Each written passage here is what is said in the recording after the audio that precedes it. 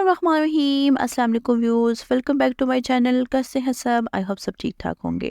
تو ویورز، ہر موسم سے نپٹنے کے لیے قدرت نے ہمیں ایسی بہت سی چیزیں عطا کی ہیں جن کے استعمال سے ہم فائدہ اٹھا سکتے ہیں۔ خشخاش بھی ان میں سے ایک ہے جس کا سردیوں میں استعمال بے حد مفید ہے۔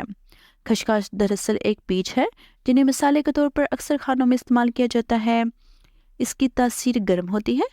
خشخاش میں fibre, protein, good fat, manganese, copper, magnesium, phosphorus, zinc اور آئرن موجود ہوتے ہیں۔ سردی کے مسائل سے بچنے کے لیے خشخاش کی چائے پینا بہت مفید ہے۔ یہ سر درد سے لے کر دمہ، نزلہ، زکام، کھانسی اور جسم کی تھکن بھی دور کرتی ہے۔ تو اب میں آپ کو اس کے استعمال کا طریقہ بتاؤں گی، جس میں میں آپ کو اس کی چائے بنانا بتاؤں گی۔ 1.5 کپ پانی لیں اور اس میں 1 چمچ خشخاش ڈال کر اتنا پکائیں کہ پانی 1 کپ رہ جائے۔ اب اس پانی میں حسب ضرورت چائے کی پتی، چینی اور دودھ ڈال کر پکائیں اور کپ میں چھان کر نکال لیں۔ خشخاش کی مزیدار اور مفید چائے تیار ہے۔ اس کو سردیوں میں استعمال کریں اور اس کے فائدے اٹھائیں اور سردی سے اور نزلہ، زکام، کھانسی سے خود کو محفوظ رکھیں۔ امید کرتی ہوں آج کی ویڈیو بھی آپ کو اچھی لگی ہوگی۔